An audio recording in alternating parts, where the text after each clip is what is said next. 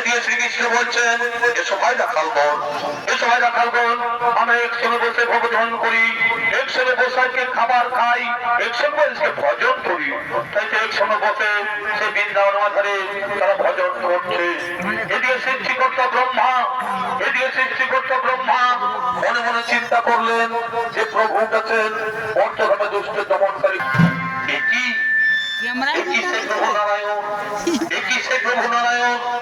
আজ মর্তধামে এসে গৌচারণ করছে, একসাথে গোপালকের সাথে খাবার খাচ্ছে।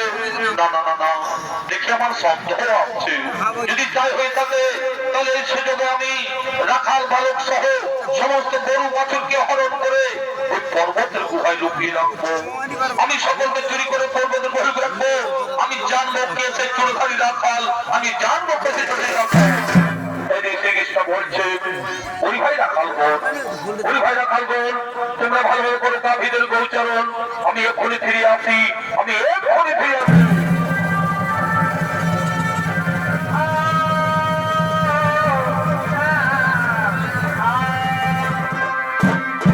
এদিকে ব্রহ্মদেবী লুকিয়ে লুকিয়ে দেখছেন, এদিকে ব্রহ্মদেবী লুকিয়ে লুকিয়ে দেখছেন, এখানে তো কৃষ্ণ নেই, এখানে তো কৃষ্ণ নেই।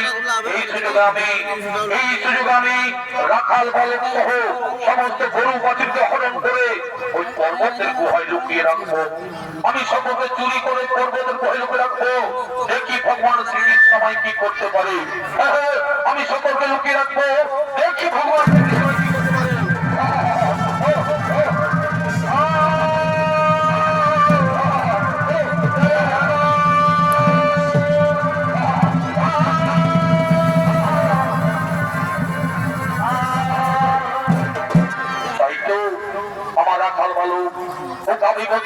দেখতে পাচ্ছি না, আমার রাখাল বালকের দাবি করছে, কাউকে তো দেখতে পাচ্ছি না। তার গেল কোথায়, তার গেল কোথায়? আমাকে জানতে হবে যে সত্যি ঘটনা কি। কোন দোষ তিনি হরণ করে নিয়ে যায়নি তো? আমি ধ্যান জগতের মধ্যে এই কাজ করেছে, আমি ধ্যান জগতের মধ্যে এই কাজ করেছে।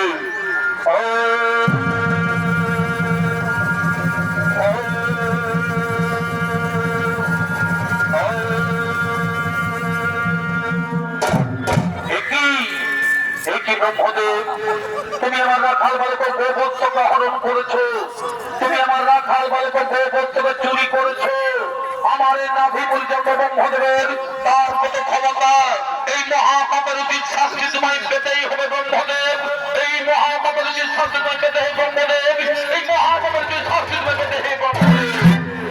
তাই সেই ব্রহ্মদেবকে শাস্তি দেওয়ার জন্য, এদি ব্রহ্মদেবকে শাস্তি দেওয়ার জন্য অনাদিরাদি প্রভু নারায়ণ তিনি আরেক নকল ব্রহ্মা সৃষ্টি করলেন।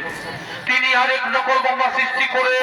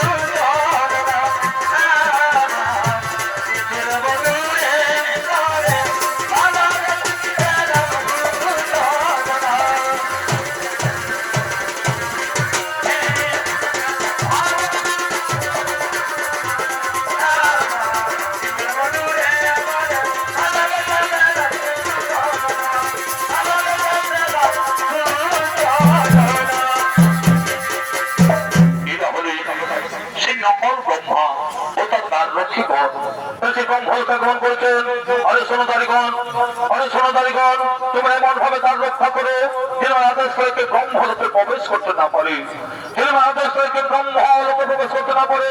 যথাদেশ গুরুদেব, যথাদেশ গুরুদেব, আপনাদের আমরা খর্ব করে পালন, আপনাদের আমরা অক্ষর করে পালন।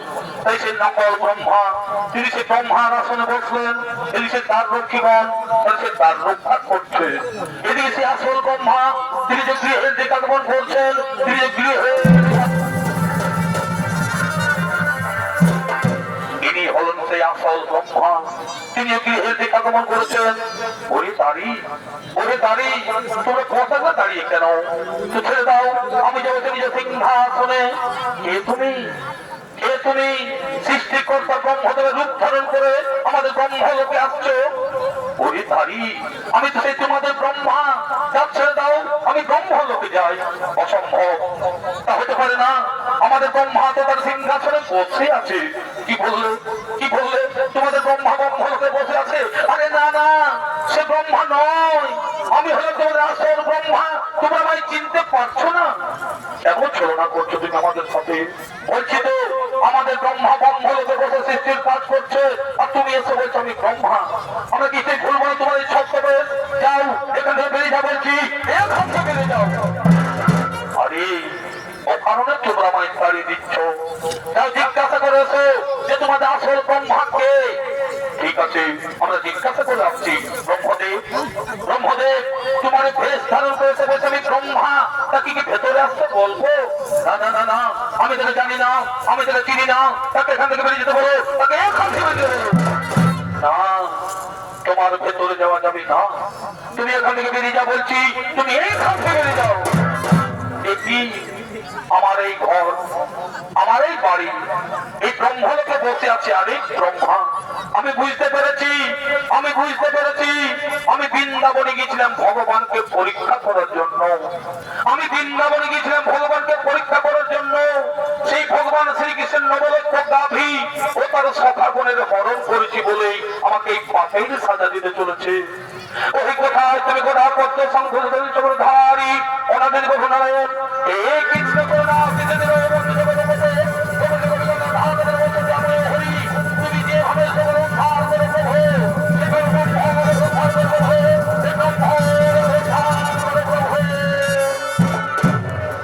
ব্রহ্মদেব কি কারণে তোমার চোখে মুখে জল কেন? কি দুঃখ অন্তরে তবু ভগবান অন্তর্যামী। তুমি তো সকলে জানো প্রভু, সকলে তোমার লীলা প্রভু। আমি তোমায় পরীক্ষা করতে গিয়েছিলাম মধুর বৃন্দাবনে। তোমাকে গরু চড়াতে দেখে আমি সুন্দর বশীভূত হয়ে তোমার নবলক্ষ গরু চুরি করেছি ও সখাগণের হরণ করেছি বলেই আমাকে এই পাপের সাজা দিলে প্রভু। আমার আসনে আর এক ব্রহ্মা সৃষ্টি করে বসিয়ে দিয়ে আমাকে তাড়িয়ে দিচ্ছ। আমার অপরাধ হয়েছে, তুমি আমায় ক্ষমা করো। শোনো ব্রহ্মদেব, এই অপরাধের জন্য তোমাকে শাস্তি পেতেই হবে। বলো প্রভু, কি শাস্তি দেবে আমায়? শোনো ব্রহ্মদেব, তুমি একজন ব্রাহ্মণ হয়ে গরু চুরি করেছো বলে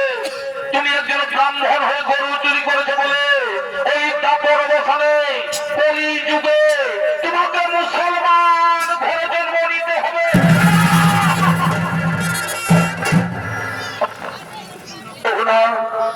তুমি আমায় তোমরা শাস্তি দেবেন না প্রভু। আমি চতুর্মুখ ব্রহ্মা, আমার হাতে চতুর্বেদ বিরাজমান, গায়ত্রী মন্ত্র শুধু আমার শরীরে। আমি কেমন করে মুসলমান ঘরে জন্ম নেব? আমি কেমন করে মুসলমান ঘরে লালিত পালিত হব? এই অভিশাপ তুমি ফিরিয়ে নাও প্রভু, এই অভিশাপ তুমি ফিরিয়ে নাও। শোনো ব্রহ্মদেব, নদীর জলের পর বই চলে যেমন ফিরে আসে না, তেমনি আমার মুখ থেকে যে বাক্য বেরিয়েছে সেই বাক্য কোনদিন ফিরেও যাবে না। কলিযুগে তোমায় মুসলমান ঘরে জন্ম নিতেই হবে। কলিযুগে তোমায় মুসলমান ঘরে জন্ম নিতেই হবে।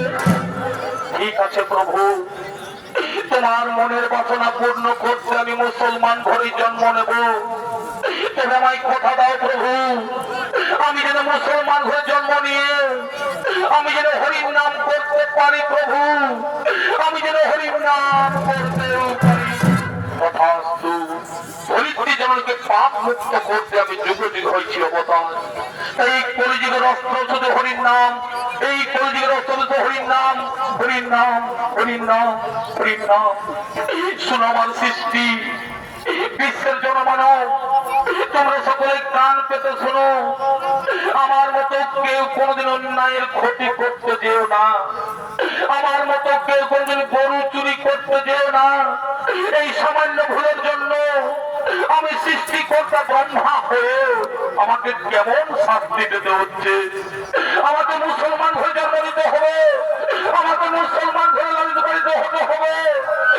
আমাকে কেমন শাস্তি পেতে হচ্ছে ভগবান, আমাকে কেমন শাস্তি পেতে হচ্ছে।